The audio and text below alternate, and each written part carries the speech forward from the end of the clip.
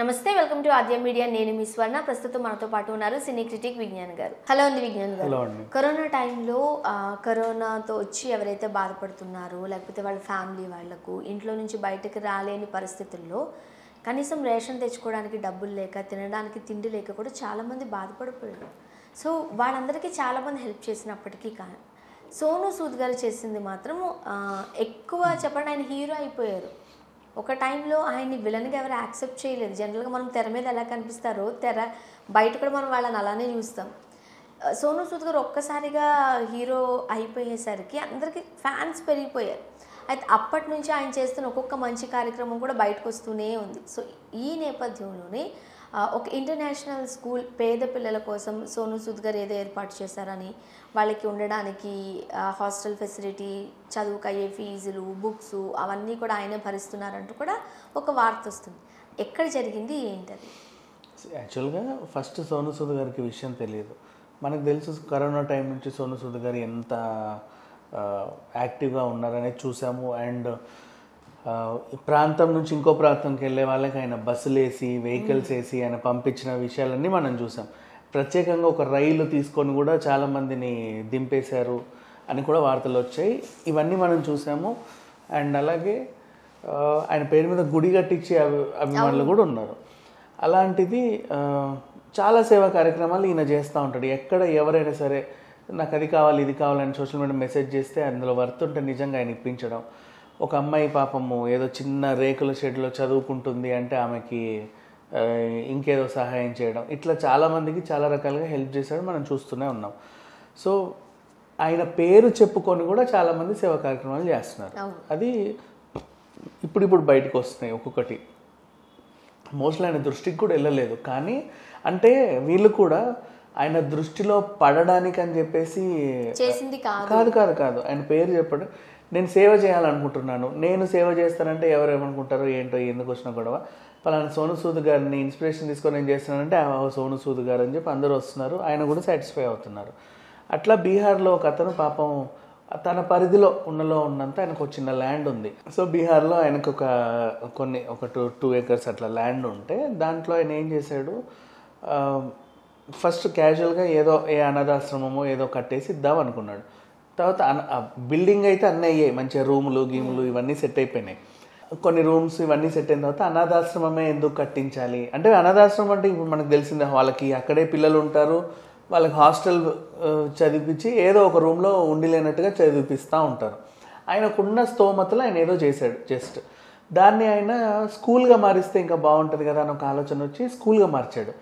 And ఇవాళ రేపు మంచి విద్యని ఇవ్వాలి, ఎట్లా స్కూల్ పెడుతున్నాము, అదేదో ఇంకా మంచి మెరుగైన విద్య ఇస్తే ఇంకా బాగుంటుంది కదా అని చెప్పేసి ఆయన ఇంకేం చేశాడు, దాంట్లో ఇంటర్నేషనల్ స్కూల్ ఏర్పాటు చేశాడు. అంత డబ్బులు ఉన్నాయి ఆయన దగ్గర, లేకపోతే ఫండ్స్ ఏమైనా కలెక్ట్ చేశారు? ఆయన దగ్గర ఉన్న ఇంకా ఫండ్స్ దగ్గర ఉన్న కలిపి ఎంతో కొంత వేసుకొని చేసుకున్నాడు మొత్తానికి. ఇప్పటికే 100 మంది పిల్లలు ఉన్నారంట దాంట్లో. 100 మంది అంటే ఫస్ట్ అనాథాశ్రమం లాగా స్టార్ట్ చేస్తే తర్వాత దాన్ని ఇంటర్నేషనల్ స్కూల్ చేశాడు. కొంచెం అన్ని వయసులో పిల్లలు ఉండేసరికి ఇదేదో బాగుంది అని చెప్పేసి ఆయన స్టార్ట్ చేశాడు. దాన్ని ఒక ఇంటర్నేషనల్ స్కూల్గా గుర్తింపు తెచ్చుకున్నాడు. అండ్ వాళ్ళకి కావాల్సిన టీచర్స్ని అపాయింట్ చేసి అండ్ బుక్స్, యూనిఫామ్ ఇది చేసి ఒక పద్ధతి గల స్కూల్ లాగా చేశాడు. బట్ పిల్లలు 100 మందే. స్టాండర్డ్స్ ఉన్నాయి, ఎల్కేజీ నుంచి 10th వరకు స్టాండర్డ్స్ ఉన్నప్పటికంటే గుర్తింపు వచ్చిందంటే ఆయన ఇప్పుడు పబ్లిక్ ఎగ్జామ్స్ ఇవన్నిటికీ వస్తుంది, గవర్నమెంట్ గుర్తింపు ఉంది, రెగ్యులరే అన్ని ఇంటర్నేషనల్ స్కూల్ మాదిరే ఇది కూడా. కాకపోతే కొంచెం అడ్వాన్స్ టెక్నాలజీ ఇవన్నీ కూడా ఇప్పుడిప్పుడే పెట్టుకుందామనే ఆలోచనలు ఉన్నారు. బట్ ప్రజెంట్ బోర్డు మీదే చెప్తున్నారు వీళ్ళ క్లాసులు, అది జరిగింది. సో ఇది ఆ నోట ఈ నోట పడి అంటే సోనూ సూద్ ఇంటర్నేషనల్ స్కూల్ ఆ నోట పడి నాకు తెలియకుండా నాకు స్కూల్ ఎక్కడి నుంచి వచ్చిందని సోనూ సూద్ దగ్గరికి వెళ్ళింది.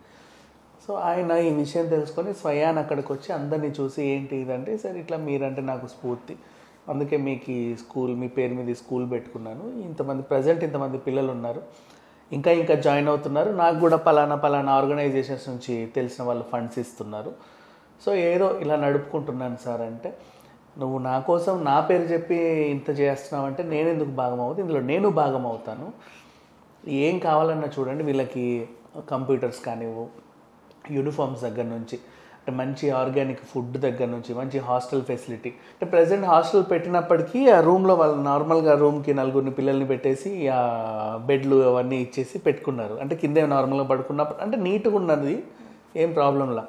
వాళ్ళకి మంచాలు కొనిచ్చి షెల్ఫ్లు కొనిచ్చేసి అండ్ ర్యాక్స్ అన్నీ A to Z. అంటే ఒక పర్ఫెక్ట్ కార్పొరేట్ ఇంటర్నేషనల్ స్కూల్కి ఉండే హాస్టల్ కానీ వాళ్ళ రెసిడెన్షియల్ స్కూల్స్ ఎలా రన్ అవుతాయి. కానీ అది అంత చిన్న విషయం అయితే కాదు. జనరల్గా చాలా మనము ఇలా ఆర్ఫనైజ్ హోమ్స్ అవన్నీ ఉంటాయి, కొంచెం మంచి ఫుడ్ ఇవ్వడానికి రైట్, కొంచెం మంచిగా చూసుకోవడానికి ఎక్కువ ప్రయారిటీ ఇస్తారు.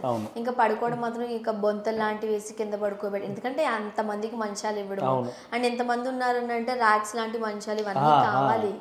అవన్నీ లేనప్పుడు ఏం చేస్తారంటే వాళ్ళకి మంచి ఫుడ్ అలానే కొంచెం చదువు చెప్పించేలాగా చూసుకుని వీళ్ళని స్కూల్కి పంపించడం కూడా ఉండదు. చాలా దగ్గర టీచర్స్ని అపాయింట్ చేసేసి వాళ్ళు అక్కడే చదువు నేర్పిస్తూ ఉంటారు. ఎందుకంటే కొంచెం డబ్బులు తక్కువ అవుతుంది, వాళ్ళు అఫోర్డ్ చేయగలిగినంత వరకు. కొంతమందికి ఉంటుంది సర్వీస్ చేయాలన్న ఆలోచనతో వాళ్ళకు ఉన్నంతలో చేస్తూ ఉంటారు. సో అలాంటి వాళ్లకు కొంచెం పెద్ద చేతులు వచ్చాయనుకోండి, ఒక స్టెప్ బై స్టెప్ వెళ్తూ ఉంటారు. సరే, ఈయన కూడా అట్లాగే స్టార్ట్ చేశాడు. తర్వాత ఇంటర్నేషనల్ స్కూల్ లాగా చేసి దాన్ని అంటే స్టూడెంట్స్ కోసం ఆహ్వానాలు ఇస్తుంటే అది సోన్ సూద్ వరకు ఇలాగే వెళ్ళింది. Next admissions open. ఎవరో ఒకరు అంటే అంతగా గుర్తింపు లేని వ్యక్తులు ఏదైనా పెట్టారు అనుకోండి, ఫస్ట్ ఆఫ్ ఆల్ నమ్మరు. అవును, ఏం జరుగుతుందో ఏంది అంతవరకు నమ్మరు. ఆడపిల్లలు అసలు పంపించరు. అది కాకుండా ఒక రిజిస్టర్ అయిన ఒక వ్యక్తితో అనుకోండి త్వరగా వస్తుంది. ఇప్పుడు సోను సూద్ నమ్మకం, ట్రస్ట్, అది వెళ్ళొచ్చు.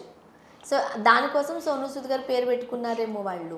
అట్లా కూడా అది ఇన్స్పిరేషన్గా తీసుకుని ఇప్పుడు నెక్స్ట్ జూన్ ఈ అడ్మిషన్స్ ఓపెన్ అని చెప్పి వేసుకుంటే ఏం స్కూల్ ఇది కొత్తగా అని చెప్పేసి ఆ నోట ఈ నోట ఆ నోట మరి అక్కడ దాకా వెళ్ళింది. సో ఆయన స్వయంగా వచ్చి ఆ పిల్లల్ని ఎత్తుకొని ఉంటాయి సోషల్ మీడియాలో పిక్స్ అని చాలా బాగున్నాయి, అందరూ కూడా అప్రిషియేట్ చేస్తున్నారు. ఆ స్కూల్ని ఓన్ చేసుకొని ఆయనకు మహా అయితే ఇప్పుడు ఆయన చేసిన సహాయంలో ఇది చిన్నది అంతేకాని ఎప్పుడు సోను సూద్ కూడా రాలా ఇట్లాంటి ఆలోచన ఒక ఇంటర్నేషనల్ స్కూల్ పెట్టాలనో ఇంకేదంటే వ్యక్తిగతంగా ఒక్కొక్కరికి సహాయం చేస్తూ వచ్చాడే తప్ప ఒక పెద్ద ఏదైనా ఆర్గనైజేషన్ పెట్టాలి, ఒక పెద్ద హాస్పిటల్ కట్టాలి, 1000 పడకలు అది చేయాలి, ఇట్లాంటిది ఏం లేకుండే. బట్ ఆల్రెడీ ఒక అతను ఇంప్లిమెంట్ చేశాడు కాబట్టి దాన్ని ఇంకొంచెం ఇంప్రూవైజ్ చేస్తే చాలామందికి ఉపయోగపడుతుంది అని చెప్పేసి ఇప్పుడున్న 100 మంది పిల్లలు కాసి ఇంకో 500 మందో 600 మంది పిల్లలు అయితే అది నీట్గా ఒక మంచి స్కూల్ అయిపోతుంది. ఏది ఇప్పుడు మనం చూస్తున్నాం కదా మోహన్ బాబు స్కూల్ లాగా, ఇప్పుడు అది యూనివర్సిటీ అయింది. మోహన్ బాబుది కూడా ఒకప్పుడు స్కూల్ విద్యానికేతన్, తర్వాత యూనివర్సిటీ గుర్తింపు అయింది. రేపటి రోజు మేబీ సోను సూద్ కూడా ఇట్లాగే ఉండి అది కొంచెం విస్తరించి యూనివర్సిటీ గుర్తింపు వచ్చే అవకాశం కూడా ఉండొచ్చు. కాకపోతే వీళ్ళు ఫీజులు తీసుకుంటున్నారు, ఇక్కడ ఫీజులు లేవు. బట్ ఇంకొంచెం ఎన్ఆర్ఐలు వీళ్ళు సపోర్ట్ చేస్తే ఇది ఒక మంచి స్కూల్ అయ్యే అవకాశం అయితే ఉంది. అంటే చాలా మంది పేద విద్యార్థులకి తినడానికి తిండి, చదువు అండ్ అకామిడేషన్ ఉంటే ఎంతమంది ప్రతిభావంతులు బయటకు వస్తారు. Exactly. Thank you so much.